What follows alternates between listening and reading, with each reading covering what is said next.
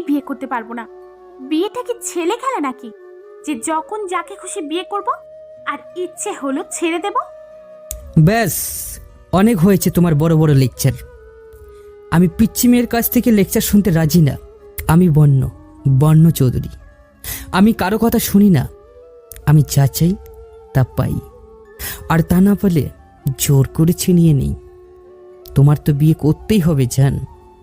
আমি মরে গেলেও আপনার মতো গ্যাংস্টারকে কখনো বিয়ে করব না, যে কিনা আমারই চোখের সামনে একটা মানুষকে মেরে ফেললো। আমি তাকে বিয়ে করব? এর থেকে আমার মরণ ভালো। সুইনার, বেশি কথা না বলে এই পেপারে সাইন করে দাও। আর যদি না করো তার ব্যবস্থা আমি করছি। আমি সাইন করব না। আপনি যা ইচ্ছে করতে পারেন। আমি আপনাকে ভালো জানতাম। আপনি আমার বাবার বন্ধুর ছেলে, তাই আমি আপনাকে ভাইয়া বলে ডাকতাম। আর আপনি কি করলেন? আমার বিশ্বাসের এই মূল্য দিলেন? আমি আপনাকে দেখে নেব। ছি! আরে জান, পরে দেখে নিয়ে তো, আগে সাইনটা করো। রাতে দেখো যত খুশি। না, আমি সাইন করব না। ওকে, এই জনিরনি কামিন। বিন্দুর সামনে তাকিয়ে চমকে যায়, কারণ দুটো লোক তার বাবার মাথায় গান ধরে চোখ মুখ বাঁধা অবস্থায় নিয়ে এসেছে। ওর বাবা বলছে, তোমরা আমায় কোথায় নিয়ে যাচ্ছ এভাবে? আমার চোখের বাঁধন খুলে দাও। আমি বেলাল জামান, বিশিষ্ট বিজনেসম্যান। একবার শুধু চোখের বাঁধন খুলে দাও, তারপর দেখবো তোমাদের কে বাঁচাবে। আমার গায়ে হাত, কার এত বড় সাহস? জনিরনি, ওনার বাঁধনটা খুলে দাও। Yes sir. শ্বশুরমশাই দেখে নেন আপনার একমাত্র মেয়ে জামাইকে। কি চিনতে পারছেন? বন্য, তুই আমাকে এইভাবে ধরে এনেছিস? লজ্জা করে না তোর? বাবার বয়সী একজনকে গুন্ডা দিয়ে এভাবে ধরে এনেছিস? না, লজ্জা করে না। সেদিন আপনার লজ্জা করেনি? এইভাবে বড় বড় ডায়লগ দিয়েছেন। কি চাস তুই? চাই তো অনেক কিছু, কিন্তু এখন শুধু আপনার মেয়ে হলেই চলবে। আপনার মেয়েকে চাই আমি। বিন্দুর বাবা তখন খেয়াল করে বিন্দু চেয়ারে বসে কাঁদছে। মা মরা মেয়ে বিন্দু। বাবা তাকে খুব বেশি ভালোবাসে। বাবার জান হচ্ছে বিন্দু। খুব জেদি। যখন যেটা চায় তখন সেটাই দিতে হয়। দেখতে একদম পুতুলের মতো, গায়ের রং ফর্সা, চোখ দুটো মায়ায় ভরা, ঠোঁটের নিচে ছোট একটা তিল রয়েছে, যার জন্য তার সৌন্দর্য আরো বৃদ্ধি করছে। বয়স 17 বছর, ইন্টার সেকেন্ড ইয়ারে পড়ে। সবার চোখের মনি বিন্দু। পাপা, তুমি এসেছো? আমায় এখান থেকে নিয়ে যাও পাপা। ও আমায় মেরে ফেলবে। দেখো না, তোমার বন্ধুর ছেলে আমায় বিয়ে করতে যাচ্ছে। বলেই বিন্দু ওর পাপার কাছে যেতে নেয়, আর বর্ণ তার হাত টেনে নিজের কাছে নিয়ে আসে। মামনি, তুমি চিন্তা করো না, আমি তোমায় নিয়ে যাব এখান থেকে। আর তুমি কি সব বলছো? ও আমার বন্ধুর ছেলে না। কিন্তু ওই গ্যাংস্টারটা তো তাই বলেছে আমায় পাপা। বন্য, আমার মেয়েকে ছেড়ে দে। ওর যদি কিছু হয় আমি কিন্তু তোকে ছেড়ে দিব না। আমি বুঝতে পারছি এই সব কিছু তোর সাজানো। ভালোই ভালোই বলছি, ছেড়ে দে। ছেড়ে তো দিব পাপা, তার আগে বিয়েটা করে নেই। সবই তো শুরু। তোর বিন্যাসের দিন গুনতে থাক জামান। আমি ফিরে এসেছি তোর পাপের বিন্যাস করতে। গ্যাংস্টার রূপে ছাড়বো না কাউকে আমি। নাও সাইন করো। না। রনি জনি, স্টার্ট নাও। রনি জনি বিন্দুর বাবার মাথায় গান চালাতে নেয়। বিন্দু বলে ওঠে, না, আমি রাজি। আমার পাপাকে মেরো না। না মামনি, তুমি এই বিয়ে করো না। ও তোমার ক্ষতি করবে। বন্য, তুই আমার উপর প্রতিশোধ নে। আমার উপর তো তোর ক্ষোভ। তুই আমার মেয়ের এত বড় ক্ষতি করিস না। ওকে ছেড়ে দে, ও এখনো ছোট আছে। নো নো নো নো, আমি এত বড় কাঁচা খেলোয়াড় না। তোর দুর্বলতা হচ্ছে তোর মেয়ে। সো তোর মেয়েকেই আমি চাই। নাও সাইন করো। ভাইয়া প্লিজ আমাদের ছেড়ে দিন। ভাইয়া প্লিজ আমাদের ছেড়ে দিন। ওর মুখ থেকে ভাইয়া শুনে বর্ণ আরো রেগে যায়। এই মেয়ে, আমি তোর কোন জন্মের ভাই লাগি? হ্যাঁ, আর এইভাবে বানরের মতো লাফাচ্ছ কেন? আপনি আমার এই জন্মের ভাই লাগেন। কে জানে, ওই জন্মে হয়তো আপনি বানর ছিলেন। আমি আপনার কলা খেয়ে ফেলেছিলাম বলে আপনি প্রতিশোধ নেওয়ার জন্য এই জন্মের মানুষ হয়ে আমায় বিয়ে করছেন। আমি আবার বানানা খেতে একটু বেশি লাইক করি। আমি আপনাকে অনেকগুলো দেব। বানর ভাই, আপনি আমায় ছেড়ে দিন। বর্ণ ওর কথা শুনে হাসবে না কাঁদবে বুঝতে পারছে না। এত বোকা বোকা কথা যে ও বলে তা জানা ছিল না। ও অনেক কষ্টে হাসিটা চেপে রেখে পেপার এগিয়ে দেয় সাইন করার জন্য। বিন্দু বাচ্চাদের মতো কাঁদছে আর ওর বাবার দিকে তাকাচ্ছে। কোনো মেয়ে চায় না যে তার বাবা মা তার জন্য জীবন দিক, যেমন বিন্দুও চায় না তার বাবার কোনো ক্ষতি হোক তার জন্য। ও কিছু একটা ভেবে সাইন করে দিল। বর্ণ আগেই সাইনটি করেছে, তাই বিয়েটাও হয়ে গেল। কাজী সাহেব বিয়ে পড়ানো শুরু করে। দুইজনই 3 বার কবুল বলে বিয়েটা স্বীকার করে। বিন্দু কেঁদে কেঁদে ওর পাপার কাছে গিয়ে জড়িয়ে ধরে। মামুনি, আমি কিছু করতে পারলাম না তোমার জন্য। আমার সামনে ও তোমায় বিয়ে করলো জোর করে। আমি বেঁচে থেকে কি করলাম? আমার মেয়ের সর্বনাশ আমায় দেখতে হলো। কেন বেঁচে আছি আমি? বর্ণ বলে ওঠে, নিজের সর্বনাশ দেখার জন্য শ্বশুর মশাই, আজ থেকে শুরু, আপনার কাছ থেকে সব কেড়ে নিব এক এক করে। বিন্দুর হাত ধরে বলে, চলো। না, আমি কোথাও যাব না আমার পাপাকে ছেড়ে। ওই মেয়ে, আমার সাথে চলো। আজ থেকে আমি যা বলবো তুমি তাই শুনবে। আজ থেকে আমি তোমার স্বামী। সো চলো আমার সাথে। আমি তোমায় আমার কাছে নিয়ে আসবো, চিন্তা করো না। একদিন সহ্য করো। রনিজনি, ওনাকে সম্মানে বাসায় দিয়ে এসো। জি স্যার। যান, চলো আমার সাথে। বলে বর্ণ বিন্দুকে কোলে নিয়ে গাড়িতে বসিয়ে স্টার্ট করে। গাড়ি যায় চৌধুরী নিবাসে। বিন্দুকে কোলে করে গাড়ি থেকে নামিয়ে সামনের দিকে হাঁটতে শুরু করে বর্ণ। বিন্দু দেখছে কত সুন্দর মনে হচ্ছে ফুলের বাগান, অনেকগুলো ফুল, চারিদিকে ফুলের গন্ধে মম করছে।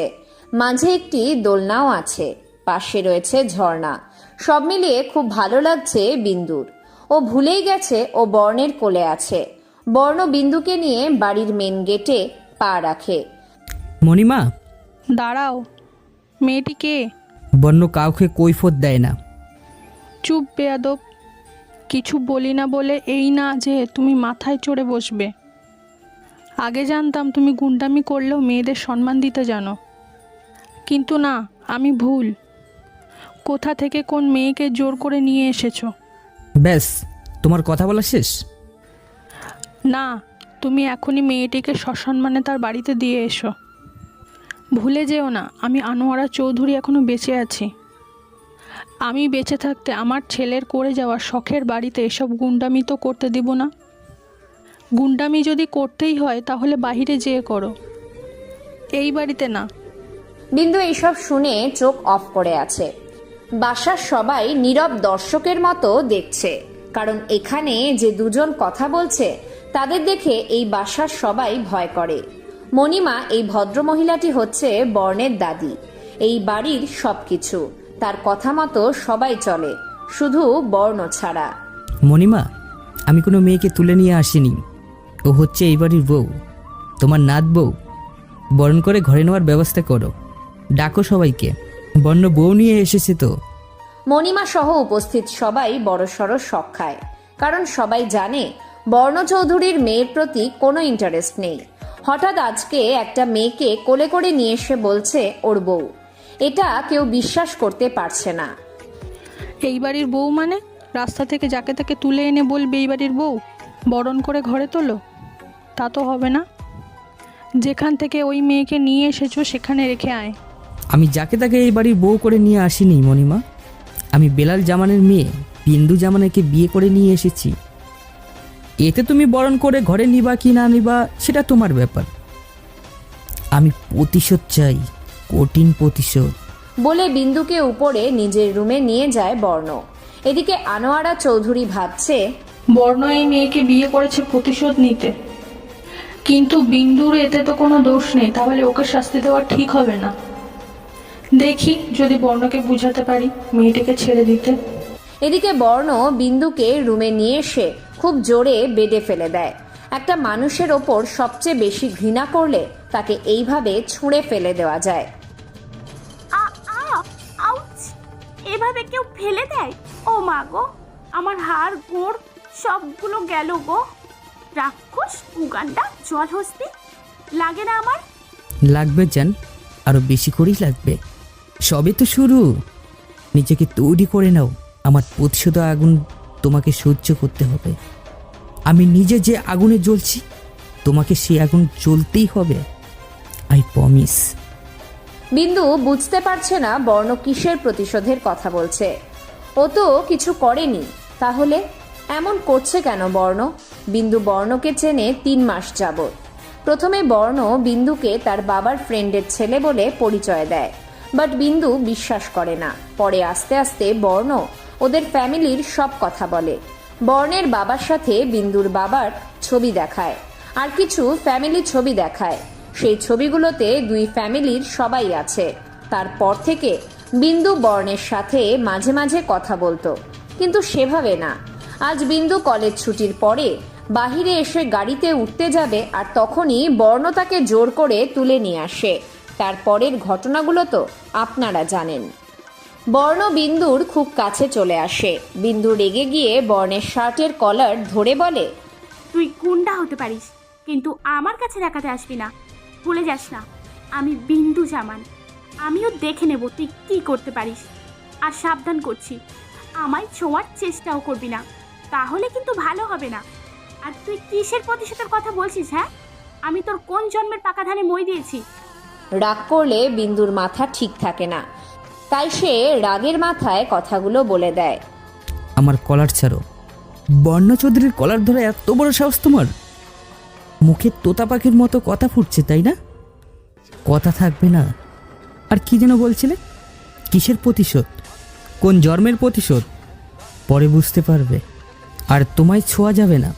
রেডি থেকো আজকের রাতের জন্য।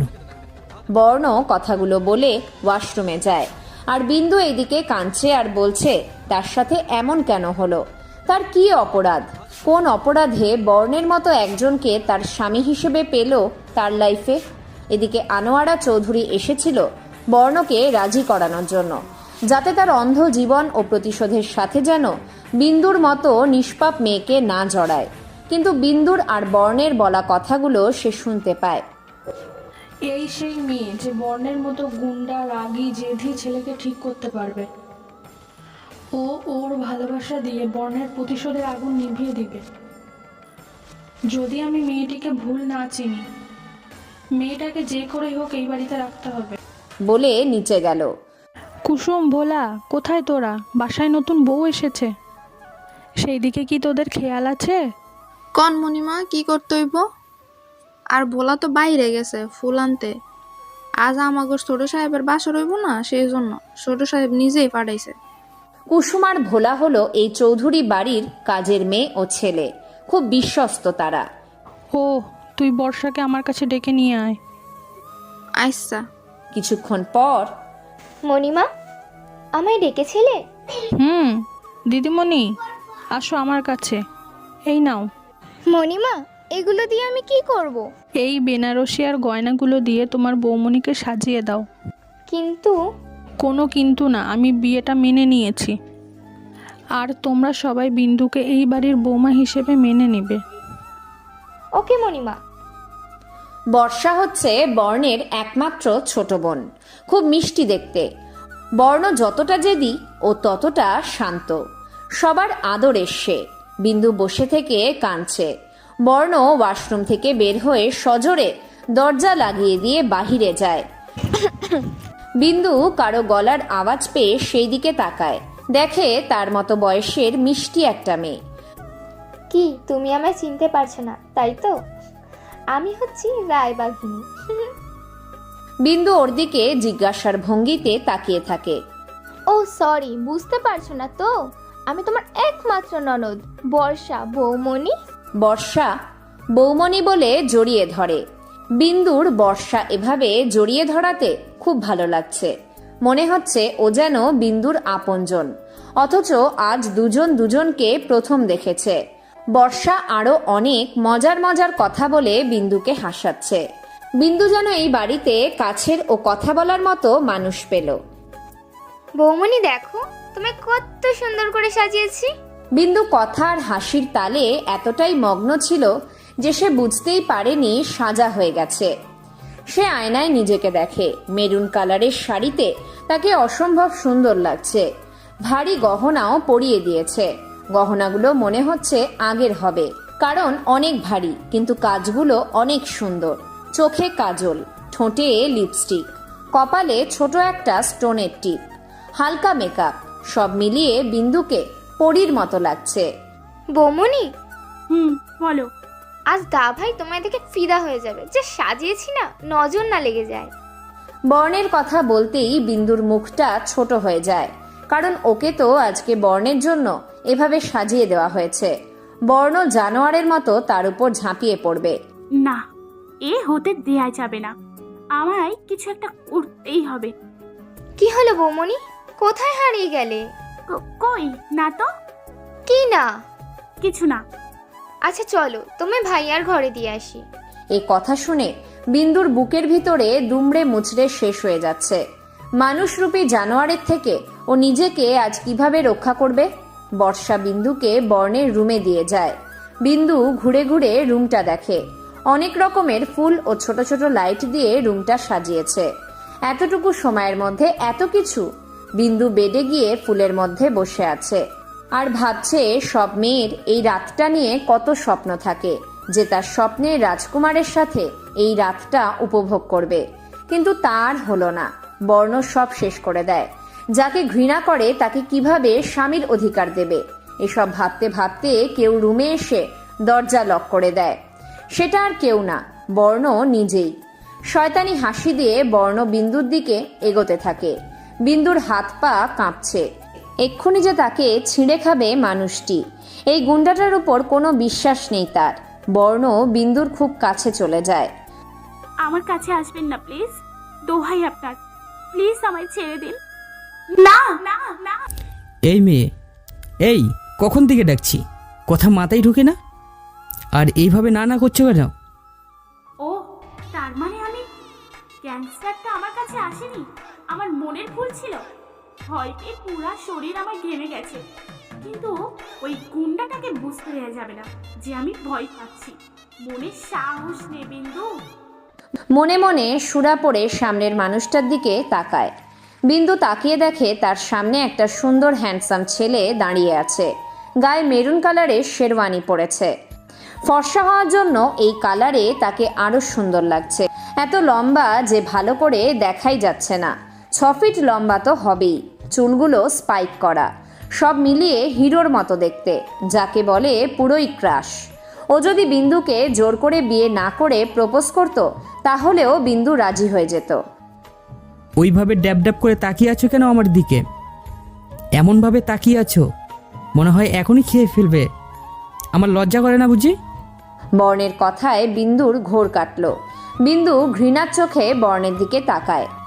আপনার আবার লজ্জাও করে মিস্টার বড় চৌধুরী? আপনার মতো গুন্ডার তো লজ্জা করার কথা না।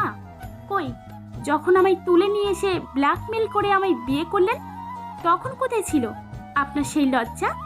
একটা কথা শুনে রাখুন মিস্টার চৌধুরী, এই বিন্দু কাউকে দেখে ভয় করে না। আপনি যত বড় কিলার মস্তান গুন্ডা সন্ত্রাসী হন না কেন, আমায় দেখাতে আসবেন না। আমি আপনাকে ঘৃণা করি, ঘৃণা। আপনার ছায়াও আমি দেখতে চাই না, আর আপনি আমায় টাচ করার চেষ্টাও করবেন না। কথাগুলো বলে বিন্দু বসা থেকে শুয়ে পড়ে। বর্ণ এমনিতে খুব রাগী টাইপের ছেলে, তার মধ্যে বিন্দু আজকে অনেক কথা শুনিয়েছে যা সে নিতে পারেনি। আর বিন্দুর এভাবে শুয়ে পড়াতে বর্ণের রাগ চরম পর্যায়ে উঠে যায়। বর্ণ এক ঝটকা দিয়ে বিন্দুকে বেড থেকে তুলে ফ্লোরে দাঁড় করায়। বিন্দু চমকে যায় বর্ণ এভাবে তাকে তুলিয়ে আনাতে। কি হয়েছে? এইভাবে আমায় দাঁড় করালেন কেন? এত বড় মেয়ে হয়েছ, আদব কায়দায় শিখোনি? মানে আপনি কি বলতে চাইছেন? আজ তো তোমার আমার ফুল সজ্জা, আর স্বামী রুমে আসলে পায়ে হাত দিয়ে সালাম করতে হয়, এতটুকু জানো না? সালাম করব আমি? তাও আবার আপনাকে? খাও পানি। করতে তো তোমাকে হবেই জান। কখনোই না, আপনার মতো নিচু লোকের সামনে যোগ্য না। বিন্দু চমকে যায় বর্ণ এভাবে তাকে তুলে আনাতে। বর্ণ রেগে গিয়ে ড্রয়ারে রাখা গানটা বের করে বিন্দুর মাথায় টার্গেট করে। বিন্দু ভয় পেয়ে যায়। ওর জানা ছিল না যে বাসর রাতে কোনো স্বামী তার বউকে সালাম না করার জন্য এভাবে গান বের করে মেরে ফেলে দেওয়ার ভয় দেখায়। অবশ্যই এই গুন্ডার কাছে অসম্ভব বলে কিছুই নেই। বলা তো চাই না, মেরে যদি ফেলে দেয় তাহলে কেউ তো জানতেও পারবে না। আর এখানে সবই গুন্ডার বাড়ির লোক আছে। তো সালামটা করি, পরে যা হবে দেখে নেব। কি হলো, এবার তো করবে? গানটি হাতে নাড়াচাড়া করতে করতে বলছে, হ্যাঁ করছি। বলে সে বর্ণের পা ধরে সালাম করে। আর ওর চোখ দিয়ে পানি পড়ে, কারণ সে এমন একজনকে সালাম করছে যে কিনা শুধু ঘৃণার যোগ্য। বর্ণ বিন্দুকে ফ্লোর থেকে তুলে সামনে দাঁড় করায়। চোখের পানি তো আজ থেকে পড়তে শুরু সুইটহার্ট। জমিয়ে রাখো, আজকে সব বের করে দিলে বাকি দিনগুলো কি করবে? হ্যাঁ, এটাই তো তোমার সঙ্গী। আজ থেকে তোমার আর তোমার প্রতারক বাবার শাস্তি ভোগ করার সময় শুরু। কাউকে ছাড়বো না আমি, তোমার বাবাকে তো নাই। বিন্দু অঝোর ধারায় কাঁদছে। ও বর্ণের কথা কিছুই বুঝতে পারছে না, কিভাবেই বা বুঝবে? বর্ণ তো শুধু প্রতিশোধের কথাই বলছে, কারণটা তো বলছে না। আর বিন্দুকে এভাবে কেউ কথা শোনায়নি। ওর মাম্মা মারা যায় যখন, তখনও কথা বলতে পারে না, কজ ও তখন অনেক ছোট ছিল। ছোট থেকে ওর পাপা ওকে বাবা মায়ের আদর দিয়ে বড় করেছে, কোনো আঁচ আসতে দেয়নি ওর গায়ে। আর আজ সেই পাপাকে নিয়ে বর্ণ বাজে বাজে কথা বলছে। বিন্দু তো এটা সহ্য করবে না। বিন্দু মুখ খোলে, এনাফ ইজ এনাফ মিস্টার বর্ণ চৌধুরী। আপনার সাহস কি করে হয় আমার পাপা সম্পর্কে এভাবে কথা বলতে? আপনার মুখে আমি আমার পাপার নাম শুনতে চাই না। আপনি একটা নোংরা লোক। আপনাদের মতো জানোয়াররা সব কিছুই করতে পারে। বিন্দুর মুখে শেষের কথাটা শুনে বর্ণের মাথায় চরম রাগ উঠল। বর্ণ অগ্নি দৃষ্টিতে বিন্দুর দিকে তাকিয়ে বলে, আমি জানোয়ার, নোংরা লোক। ভেবেছিলাম কিছু করব না, কিন্তু এখন দেখছি তুমি সেটাও চাও। বর্ণ বিন্দুর দিকে এগোতে থাকে। বিন্দু পিছিয়ে যায়। এই রূপটাতে বর্ণকে হিংস্র বাঘের মতো লাগছে। বিন্দু পেছাতে পেছাতে বলে, কি করবেন কি আপনি? পুরো কথা না বলতে দিয়েই বর্ণ বেডে ফেলে দু হাত চেপে ধরে ওর ওপর উঠে। বিন্দু ভয়ে চিৎকার দিয়ে ওঠে, দয়া করে আমার কোনো ক্ষতি করবেন না, প্লিজ আমায় ছেড়ে দিন। আমি আর কখনোই আপনার মুখে মুখে কোনো কথা বলবো না। বর্ণের রাগের মাত্রা বেশি ছিল, আর বিন্দুর বাবার উপর তার প্রতিশোধের নেশা ছিল, তাই সে বিন্দুর কান্না শুনতে পাচ্ছে না।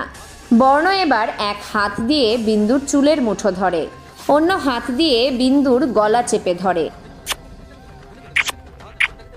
বর্ণ বিন্দুকে কিস করতে থাকে। বর্ণের বিন্দুর ওপর এতটাই রাগ ছিল যে তার কিসগুলো কামড়ে পরিণত হয়। বিন্দু চিৎকার করতে করতে বলে, আমার ব্যথা লাগছে, প্লিজ আমায় ছেড়ে দিন। বর্ণ কিছুতেই বিন্দুকে ছাড়ে না। সে বিন্দুর ঠোঁট ছেড়ে গলা ঘাড়ে কামড় দিতে থাকে। শাড়ির আঁচলটা বুক থেকে সরিয়ে বুক ও পিঠে কামড় দিতে থাকে। বর্ণ যেন এক প্রতিশোধের খেলায় মেতেছে। সে তার মধ্যে নেই, তার কাছে এখন প্রতিশোধটাই আসল। রাত ৩টা। বিন্দু বর্ণের দেওয়া কিস নামের কামড়গুলো সহ্য করতে না পেরে এক পর্যায়ে সেন্সলেস হয়ে যায়। বিন্দুকে ওইভাবে ফেলে রেখে বর্ণ ডোর লক করে বাহিরে যায়। বর্ণ মনে মনে খুব খুশি আজ যে সে তার শত্রুর মেয়ের ওপর প্রতিশোধ নিয়েছে। সবে তো শুরু, এখনও অনেক কাজ বাকি আছে বর্ণের। ও ছাদে গিয়ে এসব ভাবছে আর সিগারেট খাচ্ছে। কিছু সময় পরে ভোরের আলো ফুটতে বর্ণ রুমে যায়। সে এমন কিছু দেখবে তা কল্পনাও করতে পারেনি। বর্ণ বেডের দিকে তাকিয়ে দেখে বেডে একটা পরী শুয়ে আছে। বর্ণ বিন্দুকে এর আগেও অনেকবার দেখেছে, কিন্তু তা প্রতিশোধের দৃষ্টিতে।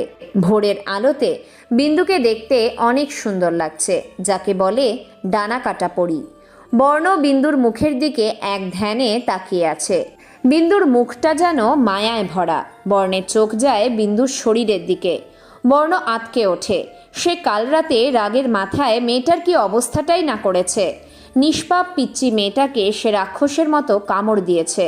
বিন্দুর ফর্সা শরীরে বর্ণের দেওয়া কামড়গুলো কেটে বসেছে। বিন্দুর পুরো শরীরেই বর্ণ রাগের মাথায় কাল বাঘের মতো কামড় দিয়েছে। বিন্দুর মতো পিচ্চি মেয়ের এই যন্ত্রণা সহ্য হয়নি। বর্ণ অনুতপ্ত হয়ে বিন্দুর দিকে এগিয়ে যায়। বিন্দুর মাথার পাশে বেডে গিয়ে বসে। বর্ণ বিন্দুকে যে অবস্থায় রেখে গেছে সে অবস্থায় আছে। শাড়িটাও এলোমেলো হয়ে আছে, যার জন্য সব ক্ষত স্পষ্টভাবে দেখা যাচ্ছে। বর্ণ কল্পনাও করতে পারেনি সে বিন্দুর এমন অবস্থা করবে।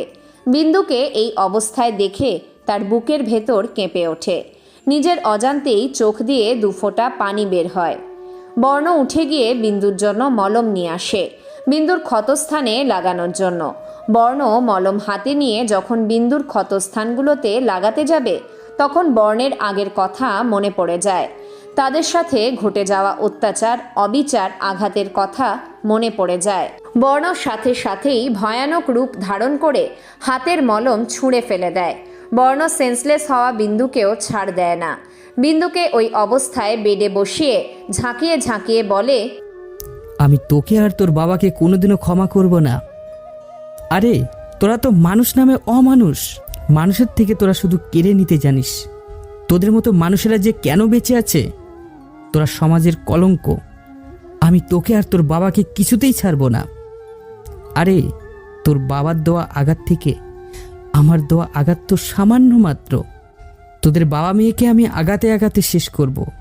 আমি জানি এখানে থাকলে আমি তোর উপর অত্যাচার করতে পারবো না। মণিমা বাধা দিবে। আমি তোকে অনেক দূরে নিয়ে যাব। কয়েকদিন ঘুমিয়ে নে শান্তি করে। আর তো মাত্র কয়েকটা দিন।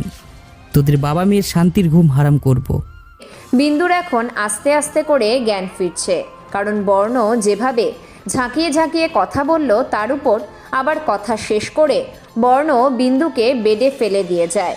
বিন্দু সারা শরীরে খুব ব্যথা অনুভব করছে, মাথাটা ভারী লাগছে, আর কানের কাছে ভাঙাচোরার আওয়াজ আসছে। বিন্দু কিছু বুঝতে পারে না।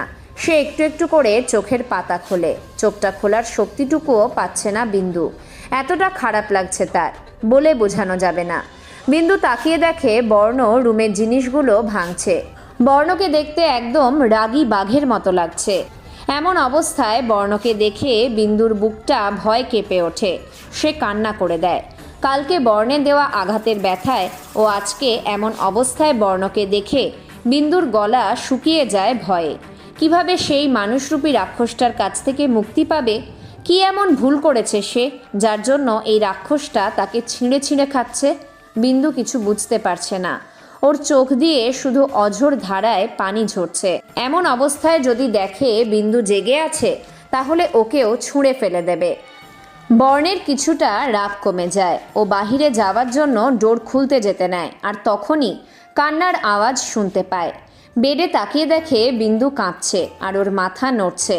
ওপাশ হয়ে শোয়ার কারণে তার মুখটা দেখা যাচ্ছে না। বর্ণ শয়তানি হাসি দিয়ে বিন্দুর দিকে এগিয়ে যায়। বিন্দু বুঝতে পারেনি, বুঝবেই বা কি করে? ও তো অন্যদিকে মুখ দিয়ে কাঁদছে, কিন্তু তাও বর্ণের চোখ এড়াতে পারেনি। বর্ণ বিন্দুর কানের কাছে গিয়ে জোরে চিৎকার দেয়। আচমকাই এমন চিৎকারে বিন্দু খুব ভয় পেয়ে যায়। বিন্দু পিছন ফিরে বর্ণকে দেখে জোরে জোরে কেঁদে দেয়। বিন্দুর এভাবে কাঁদা ও ভয় পাওয়া দেখে বর্ণ জোরে শব্দ করে হেসে দেয়। বিন্দুর কষ্ট পাওয়াতে ওর থেকে বেশি সুখী ব্যক্তি মনে হয় কেউ নেই। বর্ণ হাসি থামিয়ে বিন্দুকে এক ঝটকায় বেড থেকে তোলে। এমন আচমকা তোলাতে বিন্দু ভয় পেয়ে চোখ বন্ধ করে নেয়। বিন্দু দাঁড়াতে পারছে না ব্যথায়। ওর পুরো শরীর ব্যথা করছে। ও ফ্লোরে ধপ করে পড়ে যায়। বর্ণ বিন্দুর দিকে তাকিয়ে আছে। বিন্দু ওঠার মতো শক্তিটুকু হারিয়ে ফেলেছে। বর্ণ গিয়ে বিন্দুর পাশে ফ্লোরে বসে। বিন্দু ঘৃণার চোখে বর্ণের দিকে তাকায়। বর্ণ বলতে শুরু করে, কি জান, খুব কষ্ট হচ্ছে তাই না? কোথায় গেল তোমার বড় বড় লেকচার? শুধু একটু কামড়, উফ সরি, কিস দিয়েছি তাই এমন অবস্থা। আর তো কিছু করিনি। কাল যা করেছি তারপর থেকে জানি যদি ভয় থাকে তাহলে আমার মুখে মুখে কথা বলবে না। আমি যা যা যেইভাবে বলবো সেইভাবেই করবে। আর এসব কাদার নাটক আমার সামনে করতে এসো না। তাড়াতাড়ি ওয়াশরুমে যেয়ে ফ্রেশ হয়ে এসো। বিন্দুর হাতে একটা শাড়ি ধরিয়ে দিয়ে বলল কথাটা। বিন্দু চোখ বন্ধ করে অঝোর ধারায় কান্না করছে। ওর সাথে কাল থেকে যা যা হচ্ছে ও কিছুই বুঝতে পারছে না। একটা খারাপ স্বপ্নের মতো লাগছে। এই মেয়ে, কথা শুনো না? জোরে কথা না বললে হয় না? বিন্দু নিচের দিকে হয়ে কাঁদছে। বর্ণ ওর গানটি নিয়ে বিন্দুর দিকে টার্গেট করে, ধমক দিয়ে বলে, এখন যদি না ওঠো তাহলে আমি কি করতে পারি তা ভালো করেই জানো তুমি, আর না জানলে বলো, আমি প্রয়োগ করে দেখিয়ে দিই। বিন্দু ভয় পেয়ে ধীরে ধীরে উঠে ওয়াশরুমে যায়। শাওয়ার ছেড়ে দিয়ে কাঁদতে থাকে বিন্দু। কেন বর্ণ তার সাথে এমন করছে? বর্ণকে দেখে তো গ্যাংস্টার মনে হয় না। ও কেন এই পথ বেছে নেয়? কেন তাকে এসব করছে? বিন্দু জোরে জোরে চিৎকার করে কাঁদছে আর নিজের শরীর বারবার ওয়াশ করছে, বিশেষ করে বর্ণ যে জায়গাগুলিতে কামড় দিয়েছে। শরীরে পানি পড়াতে বর্ণের কামড় ও আঁচড়ের দাগগুলো স্পষ্ট হয়ে গেছে। বিন্দুকে তার বাবা কখনো কোনো কষ্ট দেয়নি, তাকে কেউ কখনো একটা থাপ্পড় অবধি মারেনি, আর আজ তাকে কত কষ্ট সহ্য করতে হচ্ছে। বিন্দু কেঁদে বলে, পাপা, আমি এই কষ্ট থেকে মুক্তি চাই। আমি আর এই গ্যাংস্টারটাকে সহ্য করতে পারছি না। তুমি আমায় নিয়ে যাও পাপা, আমি যে মরে যাব। ওয়াশরুমে কেউ জোরে জোরে নক করে। বিন্দু ভয় পেয়ে যায়। নক করার শব্দ ক্রমশই বাড়তে থাকে। মনে হচ্ছে এখন ডোরটা ভেঙে যাবে। বিন্দু কি করবে বুঝতে পারছে না। এই যে বর্ণের কাজ তা ভালো করেই জানে সে।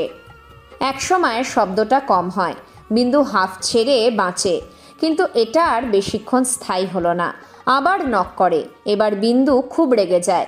এমনিতেও ও সবসময় বিন্দুর ওপর অত্যাচার করে করে বিন্দুর শান্তিটুকু কেড়ে নিচ্ছে, আর এখন ওর মন খুলে কান্না করাটুকুও সহ্য হচ্ছে না। বিন্দু উচ্চস্বরে, কে? ওপাশ থেকে কেউ সাড়া দেয় না, বাট নক করার আওয়াজটা আরও জোরে হয়। বিন্দু এক পর্যায়ে বিরক্ত হয়ে তাড়াতাড়ি শাওয়ার নেয়, কিন্তু সমস্যা হলো ও তো শাড়ি পরতে পারে না। কোনোদিন তো ও এইসব শাড়ি পরেও নি, তো কি করবে এখন? বিন্দুর শাড়ি হাতে নিয়ে ভাবছে। ঠিক তখন আবার কেউ নক করতে থাকে। বিন্দু আর না ভেবে শাড়িটা কোনো মতে শরীরের সাথে পেঁচিয়ে নেয়। ও রেগে যায়, মনে মনে বলে, আজ বের হয়ে গুন্ডাটাকে দেব। অনেক সহ্য করেছি, আর না। বিন্দু চুলগুলো মুছতে মুছতে ওয়াশরুম থেকে বের হয় আর বলে, কি হয়েছে আপনার? আমায় কি শান্তি করে শাওয়ারও নিতে দেবেন না নাকি? এত নক করা লাগে কেন? সারা রাত আমায় কষ্ট দিয়েও শান্তি হয়নি আপনার? সকাল থেকে আবার শুরু করলেন? এক নাগাড়ে কথাগুলো বলে বিন্দুর সামনে তাকিয়ে দেখে বর্ণ ওর দিকে তাকিয়ে হাসছে, আর বর্ণের পাশে বর্ষাও দাঁড়িয়ে আছে। বর্ষাও হাসছে, মুখ টিপে টিপে। বিন্দু বর্ষাকে দেখে চমকে যায়। কথাগুলো বর্ণকে বলেছে, কিন্তু বর্ষা কখন এলো? বিন্দু লজ্জায় নিচের দিকে তাকিয়ে আছে। আর যাই হোক, সবাই তো জানে বর্ণ ওর স্বামী, রুমে বাজে কথা বাজে ব্যবহার করে, কিন্তু কেউ তো তা জানে না। এখন বর্ষার সামনে বর্ণকে এইভাবে কথা বলা ঠিক হয়নি, তা ভেবে বর্ষার একটু অস্বস্তি লাগছে। থাক বৌমনি, আর লজ্জা পেতে হবে না। আসলে অনেকক্ষণ যাবত। থাক, আর বলতে হবে না। আর কি যেন বললে তখন? কি তোমায় সারা রাত কষ্ট দিয়েছে? যেমন ভাই ঠিক তেমন তার বোন, শুধু কেমন করে অন্যকে হেনস্থা করবে তা নিয়েই থাকে। এখন কি বলবো? তোর না শুনলেও চলবে। আহ দাদা, ছাড় না, লাগছে তো। আর আমি তোকে বলিনি, বৌমনিকে বলেছি। আর সে বউটা যে আমার। আইছে বউ সোহাগী। এত যখন দরদ, তাহলে আমার এত সুন্দর গুলুমুলু বৌমনিকে কষ্ট দিলি কেন? এই, তুই যাবি এখান থেকে? যাব বাবা, আমি কি করলাম? তুমিই বলো বৌমনি। এদের ভাই বোনের লজ্জা বলতে কি কিছুই নেই? এত বড় হয়ে গেছে, তাও ঝগড়া করছে এমন ভাবে, দেখে মনে হচ্ছে 5 বছরের বাচ্চা। কি গো বৌমনি, কোথায় হারিয়ে গেলে? এই 1 মিনিট। এ কি বৌমনি, আমি তো কথা বলতে বলতে তোমায় এতক্ষণ খেয়ালই করিনি। এ কি পরেছো তুমি? শাড়ি কেউ এইভাবে পরে নাকি? দেখে তো মনে হচ্ছে শাড়ি না, লুঙ্গি। ওরা দুজনেই আমার শাড়ি পরা নিয়ে হাসাহাসি করছে। আমি কি কখনো শাড়ি পরেছি নাকি যেভাবে হাসবে? মনে হচ্ছে 2 ভাই বোনের মুখের মধ্যে ঝালমরিচের গুঁড়া দিই। আমায় নিয়ে হাসাহাসি করা, আমি সব সুদে আসলে উসুল করে নেব। আরে বর্ষা, তোর বৌমনি মনে হচ্ছে শাড়ি দিয়ে লুঙ্গি পরার প্র্যাকটিস করছে। কি গো বলো? এত বড় অপমান, আর এমন ভাবে কথা বলছে আমার সাথে, মনে হয় কতই না ভালোবাসে আমায়। কি গো, হ্যাঁ গো। থাক, কিছু আর বলি না, চুপ থাকাই ভালো। হেসে নাও তোমরা, আমায় তো চেনোনি, আমার নামও বিন্দু। সবাইকে দেখে নেব, আগে পাপা এসে আমায় নিয়ে যাক। দা তুই আর বৌমনিকে লজ্জা দিস না, আমি বরং তোমায় সুন্দর করে শাড়ি পরাই দিই বৌমনি। এই, তুই কেন ওকে শাড়ি পরিয়ে দিবি? হ্যাঁ, কেন পরাবো না? ওকে কিছু পরাতে হবে না তোর। না, অনেক হয়েছে। বর্ষা তো ভালোই বলেছে, আর গুন্ডাটা বলছে কিছু পড়াতে হবে না। আমার খুব রাগ লাগছে ওর কথা শুনে। কেন পড়াতে হবে না? ও তো পড়িয়ে দিতে চাইছে, আপনার সমস্যা কি? আর কিছুই পড়তে নিষেধ করছেন কেন?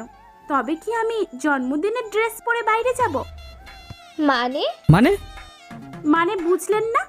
যখন জন্ম নিয়েছি তখন তো কোনো ড্রেস পরা ছিল না, তাই বলছি জন্মদিনের ড্রেস। এই যা, আমি রাগের মাথায় কি বলে ফেললাম। এখন কি হবে? যেভাবে তাকিয়ে আছে আমার দিকে, মনে হচ্ছে খেয়ে ফেলবে। বর্ষার কথা না বাড়িয়ে চলে গেল। ওর কথা শুনে হাসবো না কাঁদবো বুঝতে পারছি না, বাট ওর সামনে হাসা যাবে না। এদিকে এসো। আমায় বলছেন? এই রুমে কি তুমি ছাড়া অন্য কেউ আছে? সব সময় শুধু ধমক দেয় কেন রে? জন্মের পরে কি মুখে মধুর বদলে নিম পাতা দিয়েছে? কি এত ভাবো? তা তখন কি যেন বললে? কই কিছু না তো, কিছু বলিনি তো। ও তাই? এ কি, আপনি এগিয়ে আসছেন কেন আমার দিকে? আর আমার শাড়িতে হাত দিয়েছেন কেন? প্লিজ আমায় ছেড়ে দিন, আমার কাছে আসবেন না। কেন, তোমার কাছে গেলে কি হবে? আমি তো তোমার স্বামী, তাই না? না, আমার কেমন জানি লাগছে। কেমন লাগছে বলতে পারবো না। আমার দিকে এসো, আমি শাড়ি পরিয়ে দিব তোমায়। সবসময় রোমান্স মুডে থাকি না তোমার মতো। ওর ধমক খেয়ে চোখ খুলে তাকালাম, তাকিয়ে দেখি আমার শাড়ি পরা হয়ে গেছে। অনেক সুন্দর করে শাড়ি পরিয়ে দিতে পারে তো গ্যাংস্টারটা, বাট ওনার ছোঁয়াগুলো আমায় কেমন জানি পাগল করে দিয়েছিল। উনি আমার ঠোঁটের দিকে তাকিয়ে আছে। ওর ঠোঁট দুটো আমার নেশার মতো টানছে ওর কাছে। আমি ওর কাছে যে ওর ঠোঁটে ঠোঁট দিব ঠিক তখনই আমি কিছু দেখিনি। বর্ণ সরে যায়। বিন্দু খুব লজ্জা পেয়ে যায়। বর্ণ বলে, তোর আবার কি হলো? যখন তখন নক না করে এসে পড়ছিস। এবার আমি একা আসিনি দা, আমার সাথে আরো একজন এসেছে। ওই তো দেখ। তাকে দেখলাম মণিমা এসেছে। যা, মণিমা কিছু দেখেনি তো? আমিও না, কোথায় ওর প্রতিশোধ নিব তা না করে ওর সাথে আমায় সব বুঝিয়ে নিতে হবে। ওর প্রতি দুর্বল হলে চলবে না। ফ্রেশ হয়ে নিচে আসো, কথা আছে তোমাদের সাথে। মণিমা আর বর্ষা চলে যায়। আমি ওনার দিকে তাকালাম। 1 মিনিটের ব্যবধানে ওনার চোখ দিয়ে আগুন বেরোচ্ছে। আমার খুব ভয় লাগছে।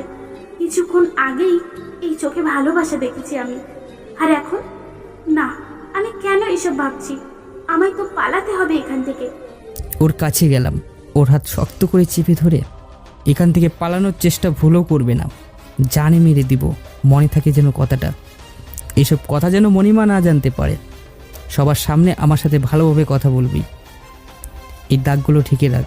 যদি ভুলেও কেউ দেখে তাহলে তোর এমন অবস্থা করব 3 মাস বেড থেকে উঠতে পারবি না, মনে থাকে যেন। বিন্দুর চোখ দিয়ে পানি পড়ছে। শব্দ করে কাঁদতেও পারছে না ও খুব ভয় পেয়ে আছে, আর পাবে নাই বা কেন।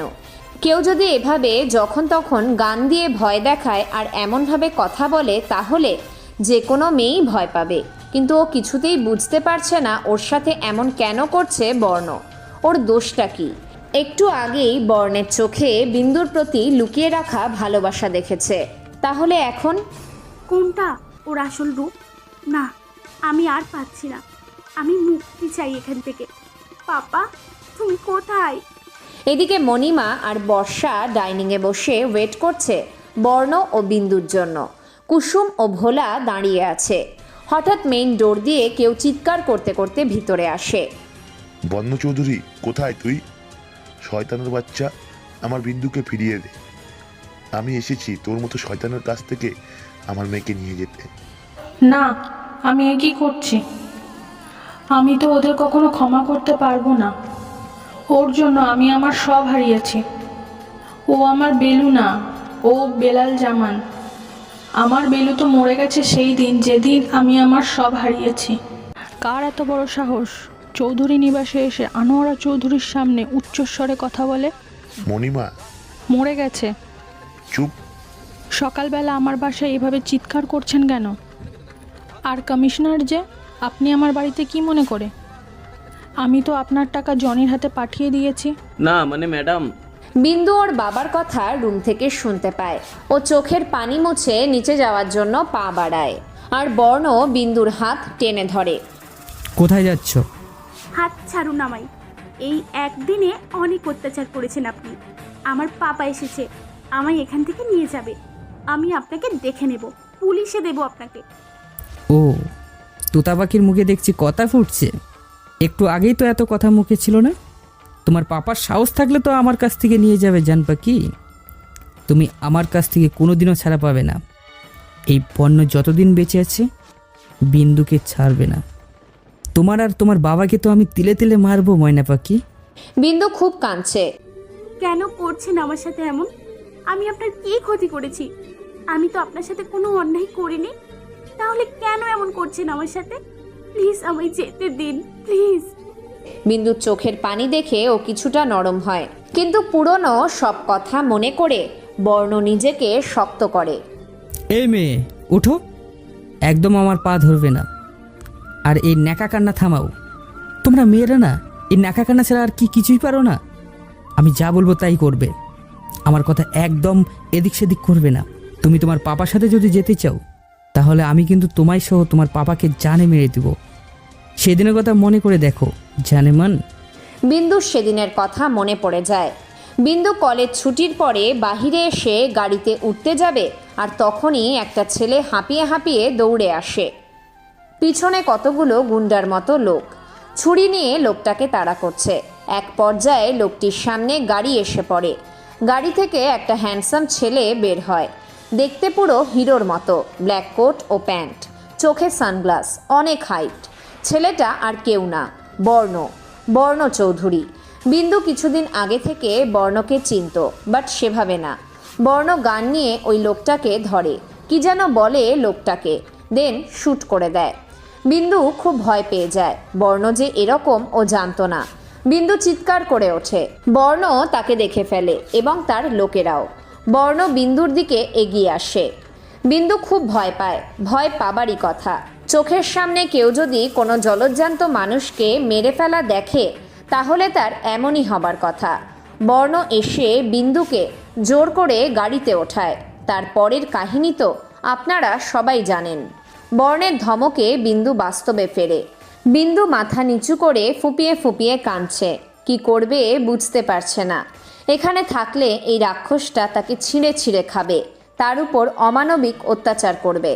আর এখান থেকে বের হলে ও তাকে এবং তার পাপাকে মেরে ফেলবে।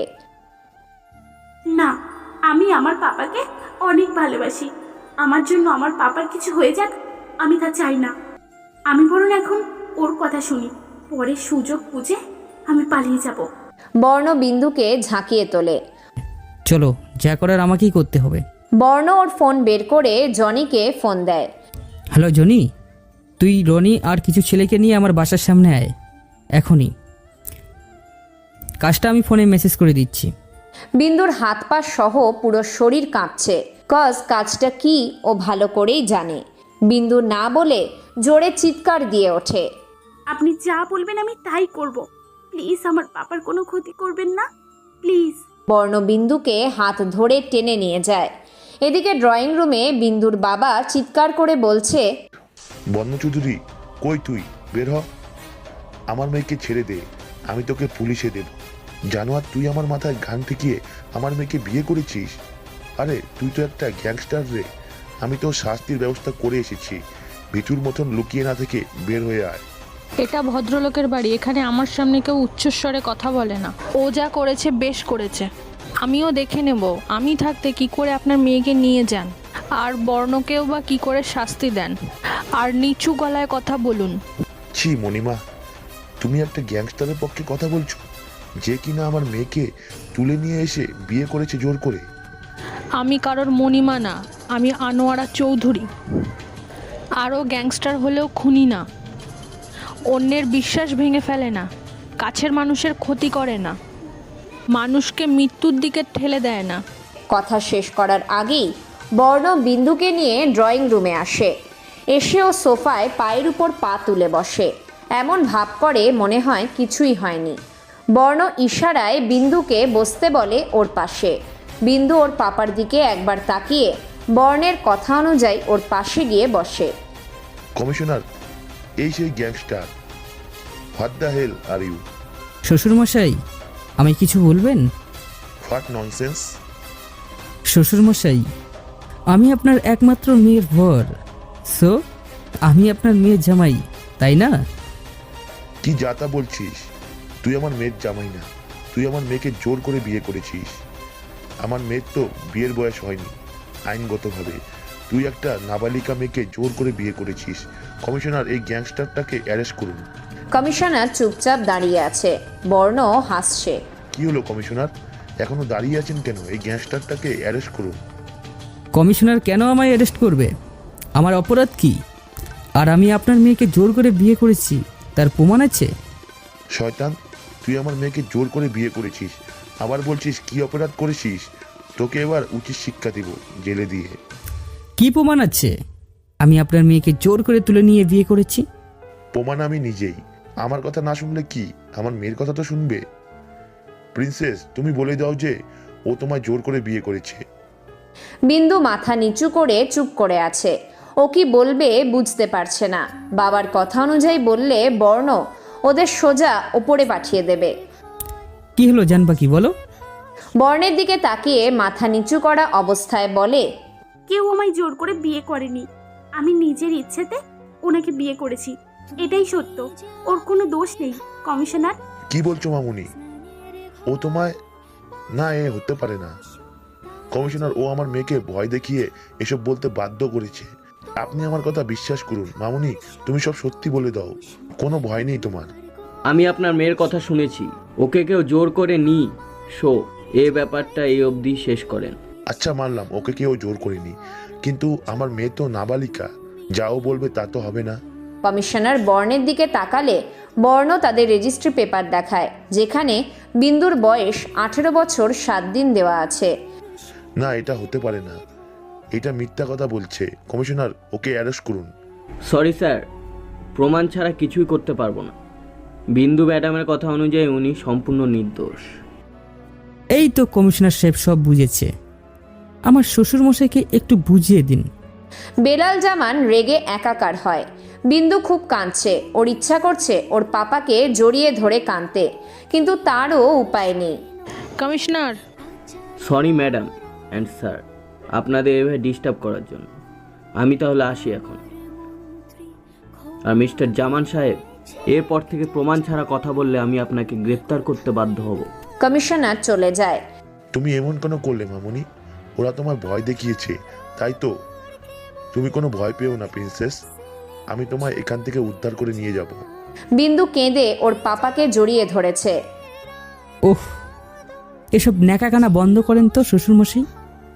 মেয়েকে দোয়া করে দেন খুব তাড়াতাড়ি যেন আপনি নাতি নাতনির মুখ দেখতে পারেন। মুখ সামলিয়ে কথা বল শয়তান, সেদিন কখনোই আসবে না। অনেক হয়েছে, আর না, আমার বাড়িতে এসব চলবে না। বর্ণ, এখানেই অফ করো।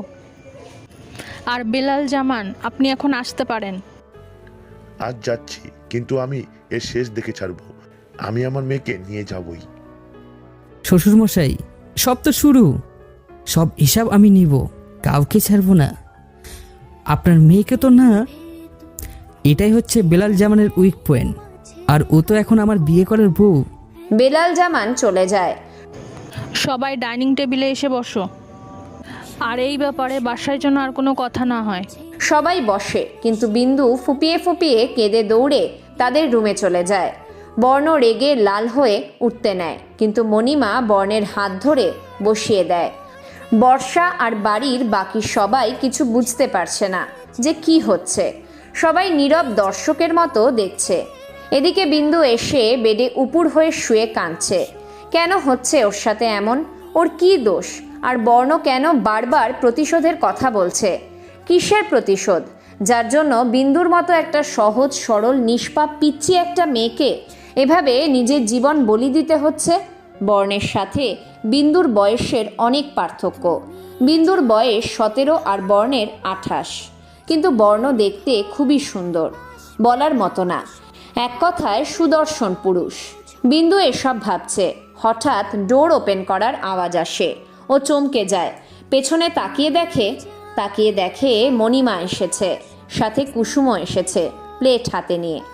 কুসুম, প্লেটটা রেখে যা। বিন্দু মণিমার দিকে তাকিয়ে কাঁদছে। ও চোখের পানি কিছুতেই আটকিয়ে রাখতে পারছে না। কিছু করার ছিল না ওর, মিথ্যা বলা ছাড়া। এই নরক থেকে যাবার সব পথ বন্ধ করে দিল গ্যাংস্টারটা। মণিমা বিন্দুর কাছে এসে ওর মাথায় হাত বুলিয়ে দেয়। বিন্দু ফ্যালফ্যাল করে তাকিয়ে আছে মণিমার দিকে। মণিমা বিন্দুর তাকিয়ে থাকা দেখে ওর চোখের পানি মুছে দেয়, মনে মনে বলে, আমি এই ছোট মেয়েটার কষ্ট সহ্য করতে পারছি না। আমি তো জানি আমার বর্ণ কেমন। ও তো এই মেয়েটাকে ভালোবেসে বিয়ে করেনি। ও তো বিয়ে করেছে ওর বাবা ও ওর পরিবারের ওপর করা পাপের প্রতিশোধ নিতে। কিন্তু ওর তো কোনো অপরাধ নেই, আমারও কিছু করার নেই। আমি জানি বর্ণ খুব রাগী, জেদি, একঘেয়ে ছেলে। আমি যদি ওই মেয়েকে এখান থেকে পালিয়ে যেতে সাহায্য করি, ও হয়তো আমায় কিছু করবে না, কিন্তু বিন্দু যেখানেই থাক না কেন ওকে ঠিক খুঁজে বার করবে। তারপর হয়তো ওকে জানে মেরে দিবে। না, এ হতে দেওয়া যাবে না। বর্ণের এই প্রতিশোধের খেলা বন্ধ করতে হবে, আর এটা করতে পারবে একমাত্র বিন্দু। আমি ওকে এই ব্যাপারে সব ধরনের সাহায্য করব। কি হয়েছে তোমার? তুমি কাঁদছো কেন? ওই গ্যাংস্টারটা কি আমার মতো তোমাকেও মারে আর বকে? মণিমা কি বলবে বুঝতে পারছে না, কিন্তু একটা জিনিস ঠিক বুঝতে পারছে যে বর্ণ মেয়েটাকে ভয় দেখায়, তার সাথে মারেও। আমি জানি ও ভয় দেখিয়ে আটকে রেখেছে, কিন্তু মারবে আমি এটা ওর থেকে আশা করিনি। এই প্রতিশোধের নেশায় কি করে পারলো এই বাচ্চা মেয়েটাকে মারতে, যে কিনা নিজের হাতে তুলে কখনো খেতে পারে না। ছি বর্ণ। বৌমণি, আর কাঁদতে হবে না, খেয়ে নাও। তুমি এভাবে কাঁদলে তোমার কাছের মানুষদের কষ্ট হবে। তারা তো তোমার চোখের পানি দেখতে চায় না, তারা সবসময় দেখতে চায় তুমি হাসি খুশি থাকো। খেয়ে নাও কেমন? কিন্তু মণিমা, ওই গ্যাংস্টারটা চায় না যে আমি খুশি থাকি। ও সব সময় আমায় কষ্ট দেয়। আমি বুঝতে পারি না যে মণিমা ও কেন আমার সাথে এমন করছে। সব ঠিক হয়ে যাবে, তুমি একটু ধৈর্য ধরো। এখন একটু খেয়ে নাও। এভাবে না খেয়ে থাকলে তুমি দুর্বল হয়ে পড়বে। তখন তোমার গ্যাংস্টারের করা অন্যায়ের মোকাবেলা করবে কিভাবে? মণিমা, তুমি তো ঠিক বলছো, আমায় খেতে হবে। আমি ওকে শাস্তি দেব, কিন্তু আমি তো নিজে খেতে পারি না। পাগলি মেয়ে, আমি আছি তো। এই নে, হা করো। মণিমা বিন্দুকে খাইয়ে দিচ্ছে, আর বিন্দু মণিমার দিকে অপলকে চেয়ে আছে আর খাচ্ছে। কি হলো? কি দেখছো অমন করে? দেখছি তুমি কত যত্ন করে আমায় খাইয়ে দিচ্ছ। পাপা ছাড়া আমায় কেউ এভাবে খাইয়েই দেয়নি। জানো, আজকে মাম্মায়ের কথা খুব মনে পড়ছে। আমার মাম্মাম বেঁচে থাকলে হয়তো আমায় এমনভাবেই খাইয়ে দিত। আমি তাকে দেখিনি। ছোটবেলায় পাপাকে মাম্মামের কথা বললে পাপা বলতো আমার মাম্মাম নাকি আকাশের তারা হয়ে গেছে, আমায় দেখতে পাচ্ছে দূর থেকে। আমিও বিশ্বাস করতাম, কিন্তু আস্তে আস্তে বুঝতে পারলাম যে মাম্মাম যেখানে গেছে সেখান থেকে ফিরে আসা যায় না। পাপা জাস্ট আমায় সান্ত্বনা দিত। পাগলি মেয়ে, কাঁদিস কেন অমন করে? আমি আছি না, আমি তোকে রোজ খাইয়ে দিব এইভাবে। ইস, কি কষ্ট মেয়েটার ভিতরে। আর একে বর্ণ সব ধরনের টর্চার করে। ও ঠিক করেনি, ওকে বলতে হবে ও কিভাবে বিন্দুর গায়ে হাত তুলেছে। বৌমণি, তুমি রেস্ট নাও, আর যা লাগবে আমায় বলবে। লজ্জা পাবে না কেমন? বলে চলে যায়। গিয়ে দেখে বর্ণ ড্রয়িং রুমে সোফায় বসে ল্যাপটপ নিয়ে অফিসের কাজ করছে। বর্ণ, আমি তোকে কিছু বলতে চাই। এইভাবে পারমিশন নেওয়ার কি আছে? যা বলার বলো মণিমা। তুই মেয়েটার গায়ে হাত তুলেছিস কি মনে করে? তুই কি মানুষ? মেয়েটা কাঁদছে। তুই ভালো করে জানিস ওকে ওর বাবা অনেক যত্নে বড় করেছে। ওর গায়ে ফুলের টোকা অবধি দেয়নি, আর তুই কি না? আমি তোর কাজগুলো দেখে অবাক হচ্ছি। তুই কি আমার সেই ছোট বর্ণ যে অন্যের কষ্টে কাঁদতো? না, আমি তো সেই বর্ণকে খুঁজে পাচ্ছি না তোর মধ্যে। তুই তো প্রতিশোধের নেশে অন্ধ হয়ে গেছিস। ওই বাচ্চা মেয়েটাকেও ছাড় দিলি না। ওর তো কোনো দোষ নেই বর্ণ, কেন করছিস ওর সাথে এমন? ব্যাস মণিমা, অনেক বলে ফেলেছ। ওর দোষ ও বেলাল জামানের মেয়ে। আর হ্যাঁ, আমি প্রতিশোধ নেশায় অন্ধ হয়ে গেছি। আমি প্রতিশোধ চাই, প্রতিশোধ, চরম প্রতিশোধ। বলে বর্ণ রাগী লুক নিয়ে রুমের দিকে যায়। কাজটা কি ঠিক হলো? ও যদি এখন আমার রাগটা বিন্দুর ওপর ঝাড়ে, আমি কিভাবে এই দুই পরিবারের প্রতিশোধের খেলা বন্ধ করব? আল্লাহ আমায় সাহায্য করুন। বর্ণ ওর রুমের দিকে এগিয়ে যাচ্ছে। ওর চোখ মুখ দেখে বোঝা যাচ্ছে যে আজ বিন্দুর কপালে দুঃখ আছে। এদিকে বিন্দু বেডে শুয়ে আছে আর ভাবছে, মণিমা কত ভালো, ওকে কত যত্ন করে। বর্ষাও খুব ভালো, কিন্তু এই গ্যাংস্টারটা খুব বাজে। ও যদি ভালো হতো তাহলে আমার স্বপ্নটা পূরণ হতো। আমি রোজ রোজ স্বপ্নে এই রকম রাজকুমারকে দেখতাম, ঠিক বর্ণের মতো। কি, এই তো যা, আমি কি ভাবছি? আমার ওর কথা এত ভাবলে চলবে না। আমি সব নায়িকাদের মতো প্রেমে পড়তে চাই না। বিন্দু এসব ভাবছে। কেউ রুমে ঢুকে পড়ে। বিন্দু তাকিয়ে দেখে বর্ণ। বাহ বাহ, গ্যাংস্টারটাকে তো দেখতে দারুণ লাগছে। Blue shirt, suit, blue pant, crush খাইলাম। আরে বিন্দু, কি ভাবছিস তুই? বর্ণ এসে বিন্দুকে এক ঝটকানি দিয়ে বেড থেকে নামিয়ে ওর দুই হাত জোরে ধরে আর বলতে থাকে, কি মনে করছিস তুই? নিজেকে খুব চালাক ভাবিস, তাই না? মণিমাকে আমার নামে বিচার দিবি আর বন্য ভয় পেয়ে তোকে তোর বাড়ি দিয়ে আসবে। আরে এই বন্য কাউকে ভয় পায় না।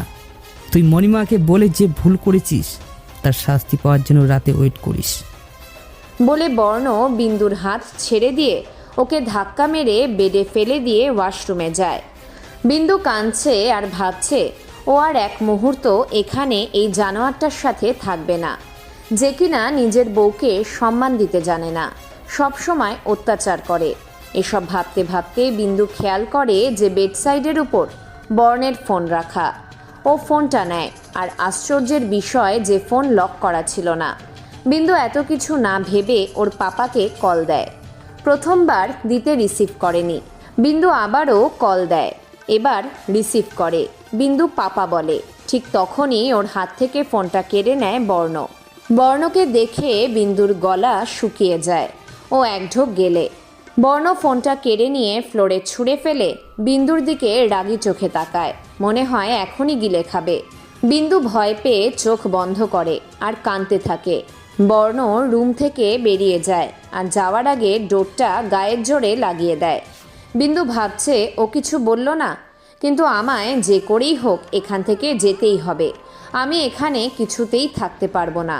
বিন্দু উঠে ডোর খুলতে নেয়, কিন্তু ও পারে না, কজ বাহির থেকে লক করা। ও কাঁদতে থাকে। ওর সব পথ যে বর্ণ বন্ধ করে দিয়েছে। হঠাৎ তার ঘাড়ে কারো স্পর্শ পায়। বিন্দু তাকিয়ে দেখে বর্ষা এসেছে। বর্ষার দিকে করুণ চোখে তাকায় বিন্দু। বর্ষা রুমে এসে দেখে বিন্দু কাঁদছে। রুম বাহির থেকে লক করা ছিল। বর্ষা যে রুমে এসেছে বিন্দুর সেদিকে কোনো খেয়াল নেই। বিন্দু তো ভাবছে ও কি করে এই নরক থেকে বের হবে। ওর যে আর এই কষ্ট সহ্য হচ্ছে না। হঠাৎ করে বিন্দু বর্ষাকে জড়িয়ে ধরে হাউমাউ করে কাঁদতে থাকে। তোমার দা আমায় শেষ করে দিল। সব থেকেও আজ আমি একা। আমার পাপার থেকে আমাকে নিয়ে এসেছে, প্রতি মুহূর্তে আমায় কষ্ট দিচ্ছে। আমার কি অপরাধ তুমি বলো? কোন পাপের শাস্তি পাচ্ছি আমি? আর পাচ্ছি না আমি এসব সহ্য করতে। আমি তোমার দাকে কখনো ক্ষমা করতে পারবো না। জানি না তোমার দা আমার সাথে কোন জন্মের করা অন্যায়ের প্রতিশোধ নিচ্ছে। শুধু জানি ও আমার সাথে যা করছে তা একদম ঠিক করছে না। শান্ত হও বৌমনি, শান্ত হও। এভাবে কান্না করলে শরীর খারাপ হবে। আমি কিভাবে শান্ত হব বলো? তোমার দা তো আমার সাথে অমানুষের মতো আচরণ করছে। চলো তো উঠো, তোমাকে আমাদের বাড়িটা ঘুরায় দেখাই, তোমার ভালো লাগবে। তুমি তো আমাদের বাড়িটা দেখোনি। গ্যাংস্টারটা ডোর লক করে গেছে, কি করে বের হব? আরে বৌমনি, তুমি পাগল হয়েছো নাকি? কেন? আরে বাবা, আমি তো ভেতরে এসেছি, ওই দেখো ডোর ওপেন করা। তোমার দা আমায় পাগল বানিয়েছে। ভালো থাকতে তো আমি মুক্তি দেবে না, সো পাগল হলে যদি দেয়। এই বর্ষা, বৌমনি বলো। আমি পাগল হলে তোমার ভাইয়াকে বলো পাবনায় দিয়ে আসতে আমাকে, কেমন?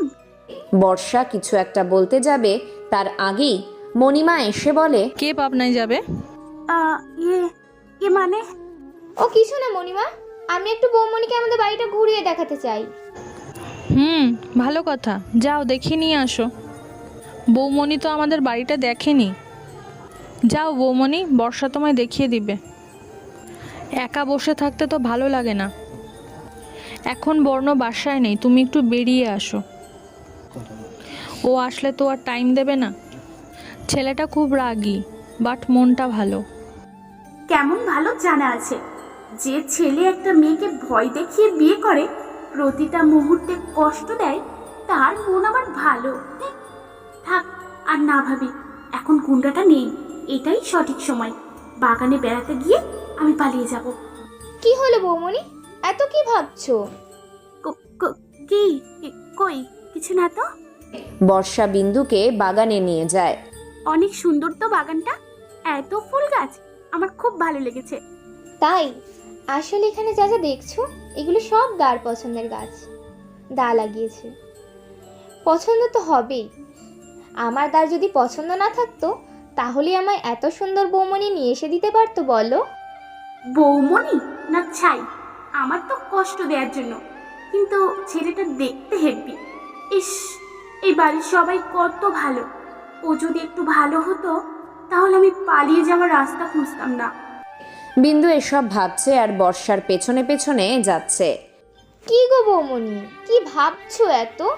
তুমি তো দেখছি সবসময় ভাবনায় মেতে থাকো। বর্ষার কথায় বিন্দুর ঘোর কেটে যায়। বিন্দু কিছু বলতে যাবে, তার আগেই সে দোলনা দেখে, যে দোলনাটা ও আগেই দেখেছিল। বর্ণ যখন কালকে ওকে কোলে করে প্রথম এই বাড়িতে নিয়ে আসে।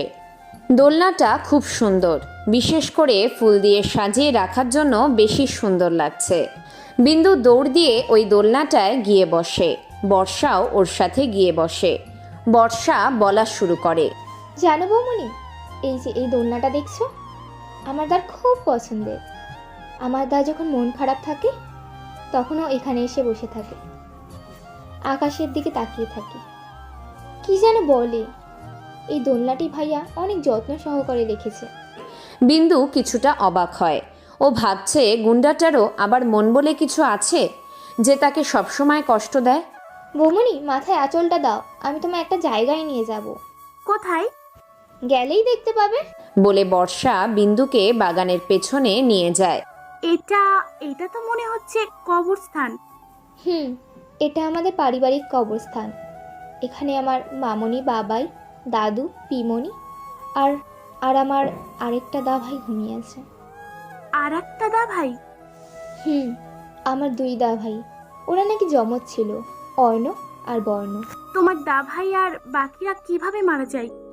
তা জানি না বৌমনি, আমাকে বলেনি, আমি নাকি খুব ছোট ছিলাম। এসব দা ভাই আর মণিমা জানেন।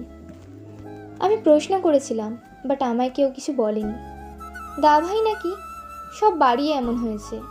আমার দা ভাই আসলে খুব ভালো, কিন্তু ওর ভেতরে অনেক কষ্ট, যা ওই লুকিয়ে রাখছে, আমাদের বুঝতেই দেয় না। বিন্দু সব শোনার পরে ওর খারাপ লাগছে, ওর চোখ দিয়ে পানি পড়ছে। বৌমনি, তুমি এখানে একটু ওয়েট করো, আমার ফ্রেন্ড ফোন দিয়েছে, আমি একটু কথা বলে আসছি। ওকে।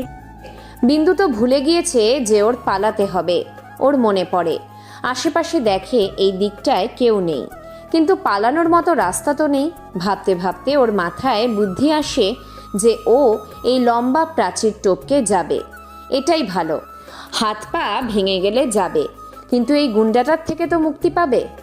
বিন্দু আর কিছু না ভেবে যেই উঠতে যাবে, আর পেছন থেকে কেউ ওর হাত খুব শক্ত করে টেনে ধরে।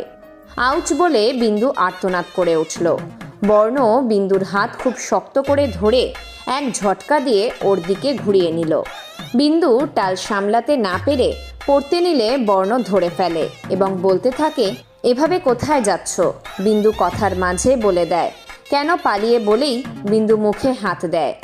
বর্ণ মুখ শক্ত করে চোখে রাগী ভাব নিয়ে বলে, আবার বলো কোথায় যাচ্ছ? বিন্দু বর্ণের চোখের দিকে তাকিয়ে আটকে ওঠে, কারণ বর্ণের চোখ মুখ রাগে একদম লালচে হয়ে গিয়েছে। যে কোনো সময় বিন্দুর উপর দিয়ে বর্ণ নামের ঝড় যেতে পারে। বিন্দু নিজেই নিজেকে গালি দিচ্ছে, ভুল করে সত্যি কথা বলে ফেলে নিজের জন্য কতটা বিপদ টেনে এনেছে তাও ভালো করেই বুঝতে পারছে।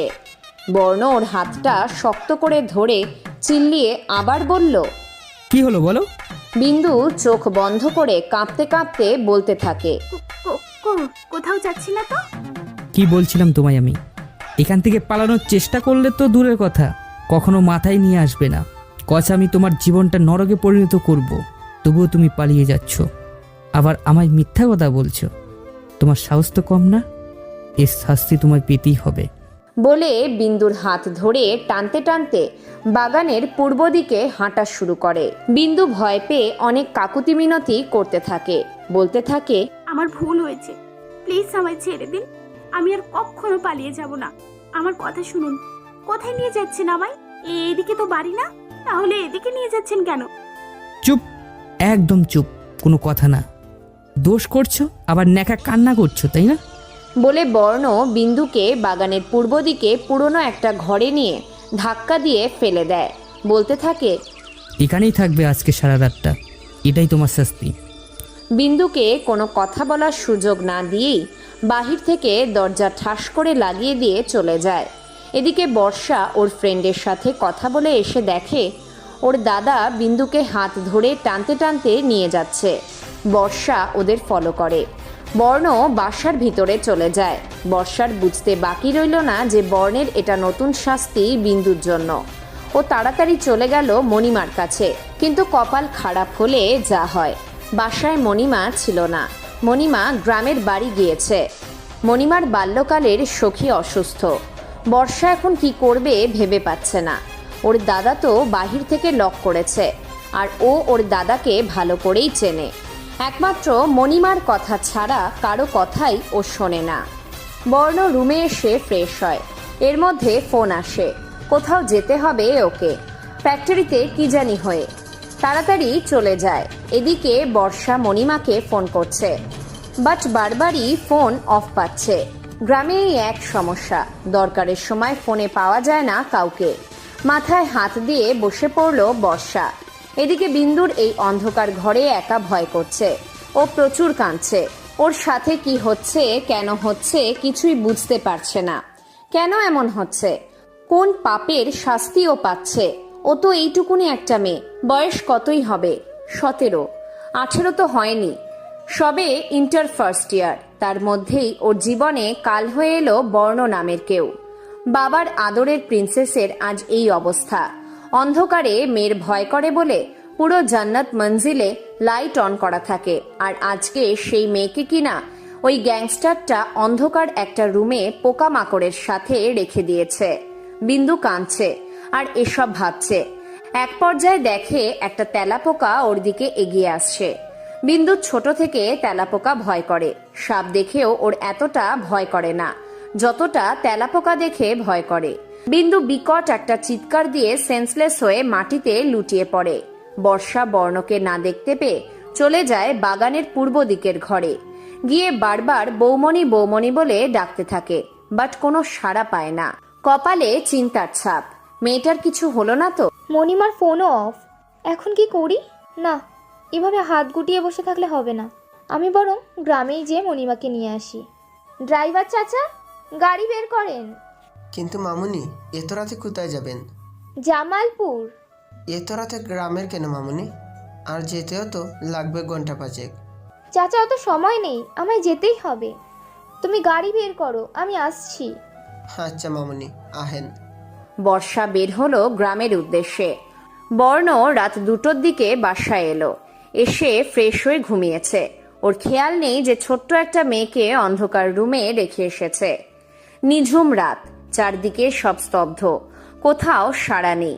কেউ বুক ভরা আশা নিয়ে বসে আছে, কেউ বা প্রিয় মানুষকে নিয়ে সুখের সাগরে ডুব দিয়েছে। কেউ মেতেছে প্রতিশোধের নেশায়, যা নেশায় অন্যের জীবন কেড়ে নিতেও দ্বিধা বোধ করছে না। আর কেউ বা কারো প্রতিশোধের নেশায় বলি হচ্ছে, যা বিন্দুর সাথে ঘটছে। বাঁচবে কি বিন্দু?